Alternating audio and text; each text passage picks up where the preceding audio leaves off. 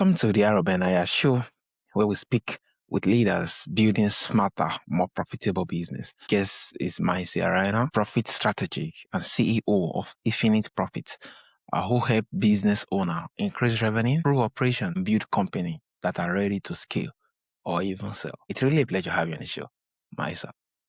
Awesome, Mara. Thanks for having me. I'm excited to be on. Yeah, thank you so much. So, Marcia, what was it like growing up? My gosh, that was a long time ago. Both of my parents were self-employed. Mom was a real estate agent and then developed into a mortgage company. And dad sold cars. So I always had that kind of entrepreneurial thing going on and never really gelled in the corporate life. Yeah, amazing, amazing. Thanks for sharing. So, Maisa, what are the most common reasons business owners struggle to increase profits even when they are working hard? I think the biggest challenge business owners have, and even those that are working, like you mentioned, with their hands and they're doing the labor of it, is that they work harder, right? And harder isn't always smarter. And so I like to think that there are some little tricks that you can do in your business to become more profitable. And that usually starts with understanding the financial side of your business, which is how much you have coming in, what it costs you to run your business, and then what you have left over, right? And I think people in business, they just tend to work harder and not look at those numbers and say, how can I improve the costs of doing business? And then how can I also improve what I'm charging? Yeah, amazing, amazing. Yeah, didn't look at the numbers but to get to see what's amazing. I think this just really speaks volumes being that working with hands sometimes, especially for the broke line entrepreneurs, it can get overwhelming that they're looking forward to the more harder they work, the more the results should be. Not knowing that, yeah, the numbers really speak Exactly. volumes more than what the yeah, amazing. But to go a little bit farther on that, it doesn't have to be that you have to put in more hours or work more jobs to get the money that you deserve. It might be in the way that you're pricing, and it might be in the way that you're operating, because it's really simple. You bring in, we'll use some round numbers, you bring in $100 job.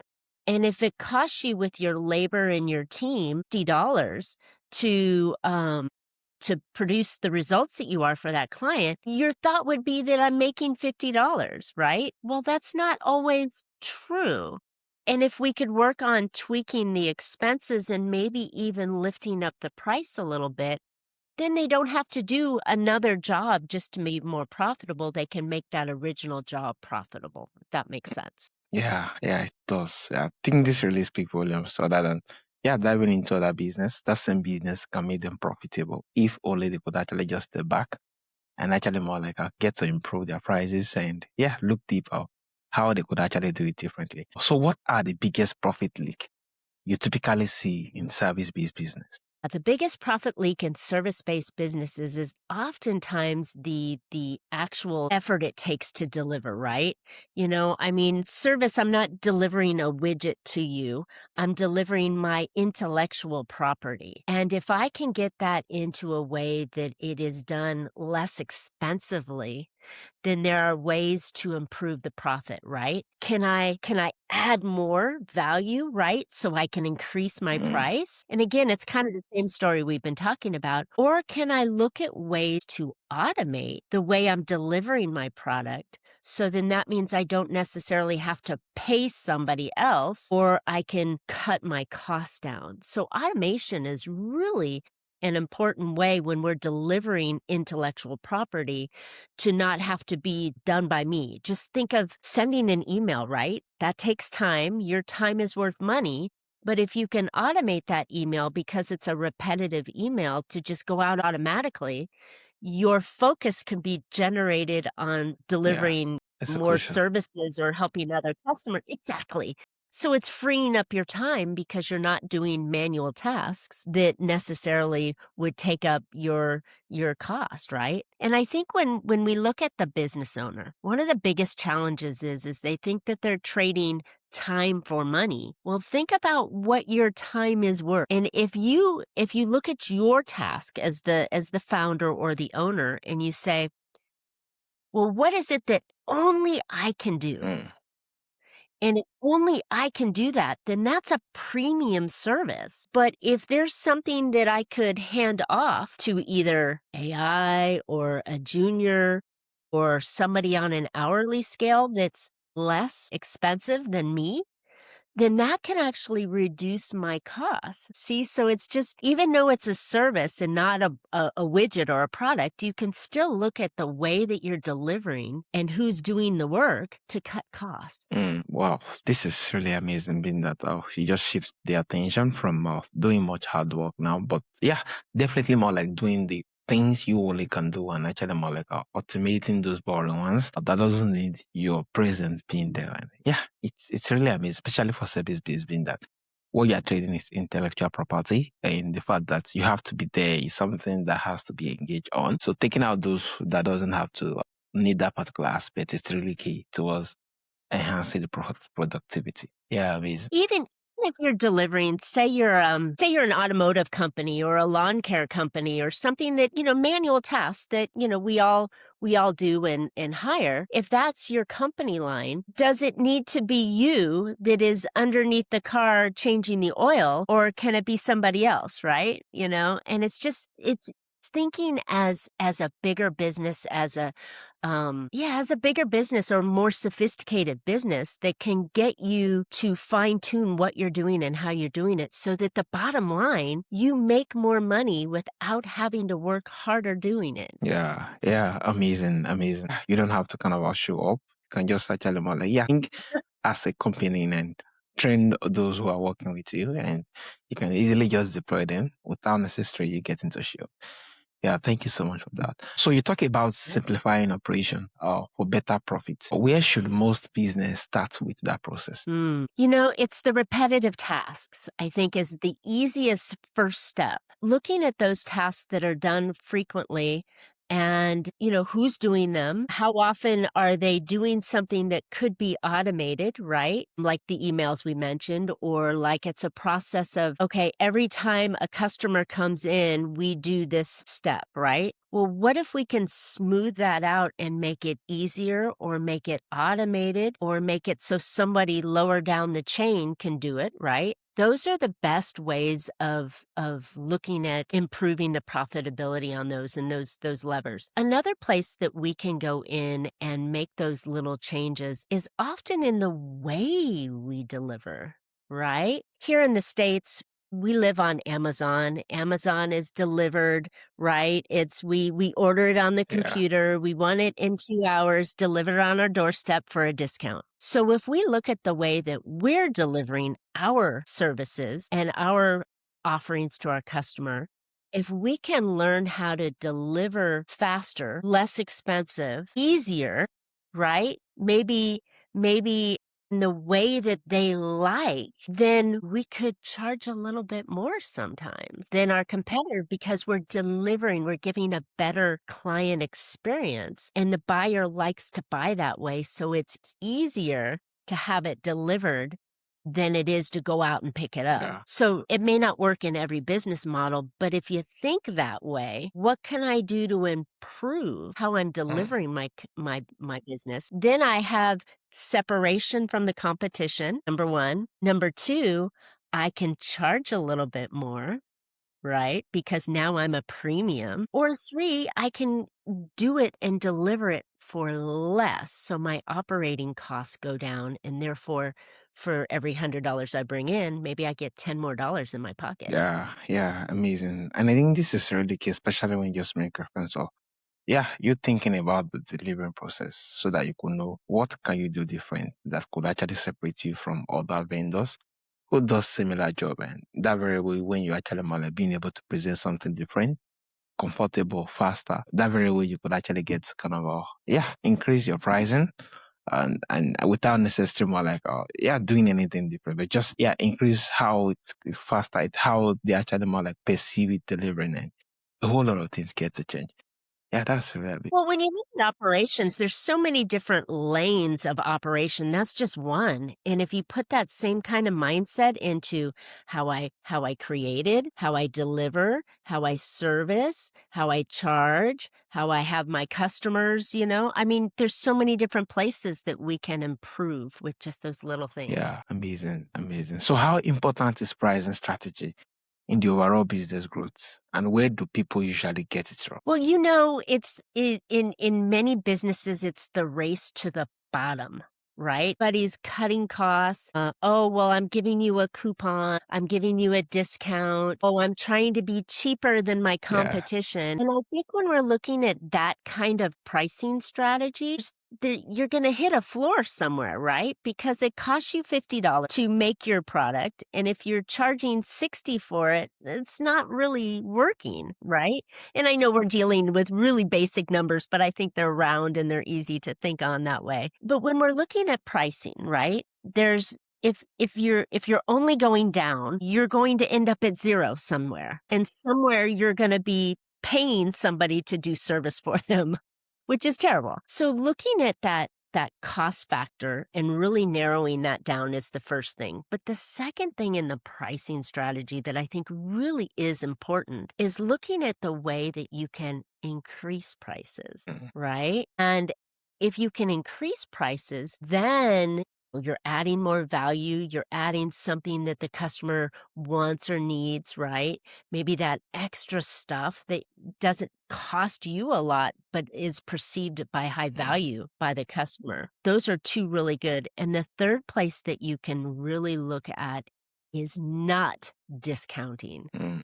So you don't have to necessarily charge higher, and you don't have to, look at, racing to the bottom, but those discounts that you're offering are significantly higher than what you expect. It's not a 20% off coupon. It's 20% off of the Yeah. big number, not your operating costs. So it really ends up being closer to 30% off or more on your bottom line when you look at the discounting. So if you feel like you have to discount, then you're probably in a market that is highly saturated. Mm. If you're having to discount, maybe you're not adding enough value where the only differentiation between you and the other guys is your price. Yeah. And that's really not the place you want to be. So I always like to encourage people to really think about the pricing strategy. What are they offering? And how do they make that sound like a deal, Yeah. right? Yeah. I think this is really amazing. Other than discounting, yeah, look for where you could add more values, which actually distinct you from the others, which benchmark is just the price. Yeah, that make your product more like a premium product compared to the others. Yeah, it's really amazing. So you also help business scale. How do you know when a business is truly ready to scale? So scaling and growth are two different things. And I know that a lot of people use scale, but they think they're growing, right? So growth is when you are selling a lot of your product or service, right? And you're starting to feel tension or friction, right? Because you're like, "Ooh, I got a lot of business going on and I'm feeling stress." The time to scale is when that starts to feel stressful, not before. Because scaling is actually adding more people, more services, more complexity to your business. And therefore, it's like, so I like to think of it kind of like a Christmas tree. The growth is the top of the tree. When you come down, you scale, Yeah. right? And then you grow some more and then you scale out. So I think scaling must happen after you're starting to feel the stress of being able to deliver your product or service. Like, wow, I'm booking next month, right? Or next week. I can't get to you until Yeah. tomorrow because I'm already full. That's when you want to think about adding that scale and growing in. Not before. Otherwise, it just gets very expensive and you better hope the growth follows the scale. Yeah, I think this analogy is very lovely, being that scaling should take from the fact that you have a whole lot of engagements, and even have a limited time to actually cater for the numbers of engagements you have. that actually speaks volume to skill, being that it can accommodate the excesses from those particular days you could catch up.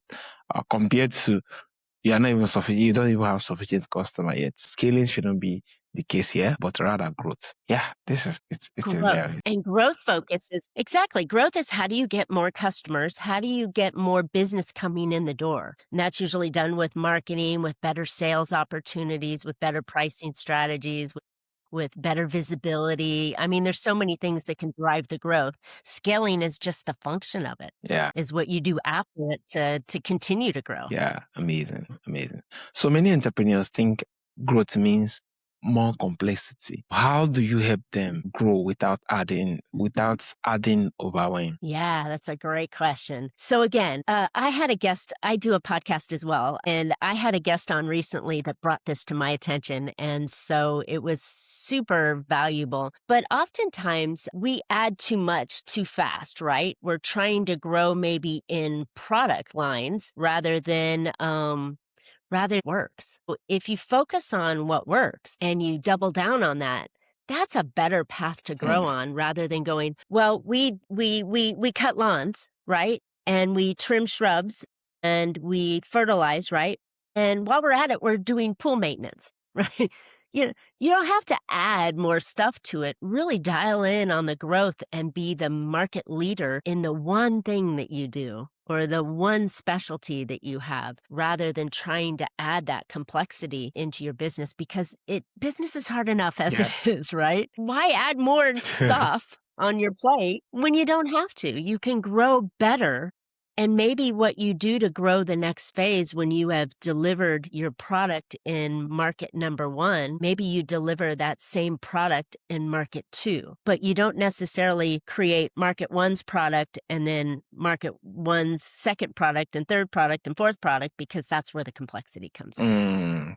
Amazing, amazing. I think they just speak volumes on focus and the fact that, yes, once you already have one figured out and it's growing, doubling down on that particular one and going down that very path is the way to growth, being that that's what customers demanding more and that is more of the engagement. So go directly rather than having a whole lot of other products which aren't doing well at the time and rather just focus on what is doing well and grow from that particular end, scale alongside. Keep it simple. Yeah, amazing. Thank you. Keep it simple. Yeah, thank you so much, Al. So what roles does AI play today in improving profitability for small and mid-sized business? So, I think AI is an absolutely necessary tool that we should be using in our business. And I think where AI can really benefit even more value to us smaller folks than the bigger company is that we're trying to do a lot with a little amount of people, right? And AI can free up time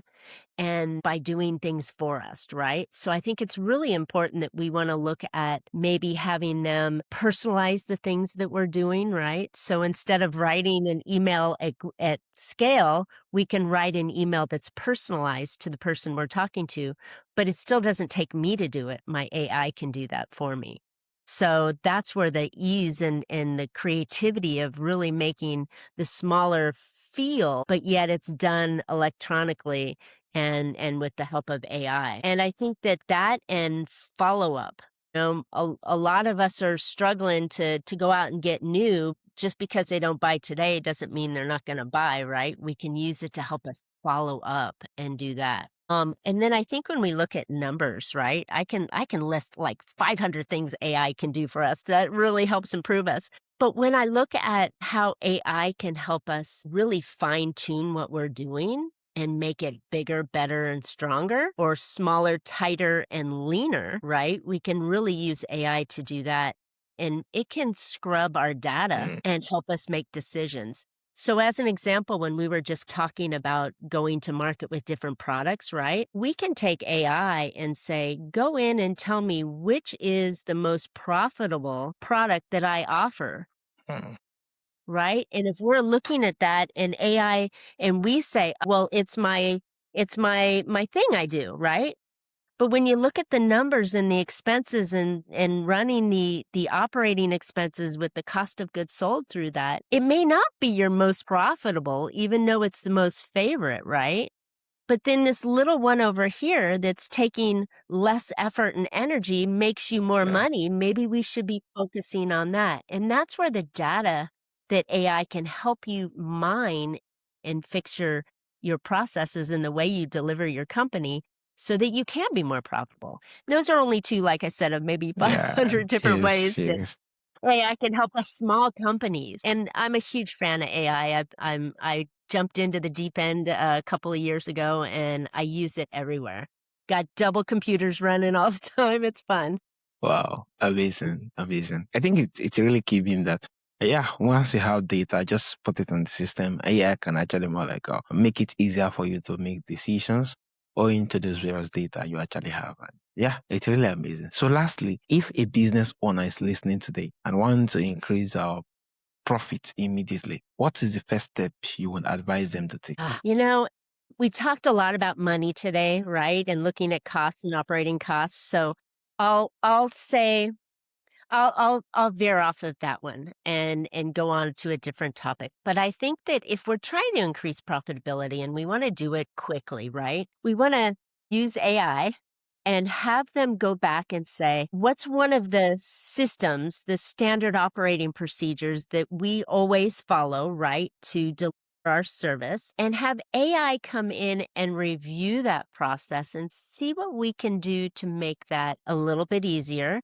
a little bit less expensive, and maybe look at how our competitors are pricing, right? So now I've used a little bit of the AI and the systems that I've already spoke on to say, how can we do something today that will make our business more profitable?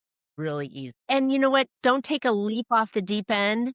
Take a little baby step and do one of the ideas that I've shared today and see if it works. And if it works, Yeah. great. Amazing. It is. We don't want to come in and go, I got a dozen ideas. Let's go chase all of them. Start with one, work on it, improve it, make it better, see how it affects your bottom line, and then add the second one. Yeah, amazing. Thank you so much, Marcia. This has really been amazing. Also, my audience would love to reach out to you, either for coaching sections or to reach out to you for advice, your works, or to actually more like, connect with you. Where is the best platform and how can they reach out? Well, I love it. So I've redesigned my website. So go visit my website at infinite-profit.com. And what I'd love to do is just, if it's all right to give a free gift, awesome. So what I'd love to do is kind of like we've been talking about, or I just shared with you, don't go try and do 12 things at once. Figure out what's going to be the biggest impact for you. So I've created a GPT, an AI that can help answer those questions. And if you go to my site and you enter in, it's maybe 5 or 6 questions that you probably should already know, my AI is going to automatically give you a report that says, these are your next best 3 moves that you can put into your business to make you more profitable. And so it's free. You don't have to jump on a call with me to get the answers. It's really a fun tool that just kind of pulls it out for you and gets the brilliance of AI to help you. But you can go get that at profitbooster.biz/growth map.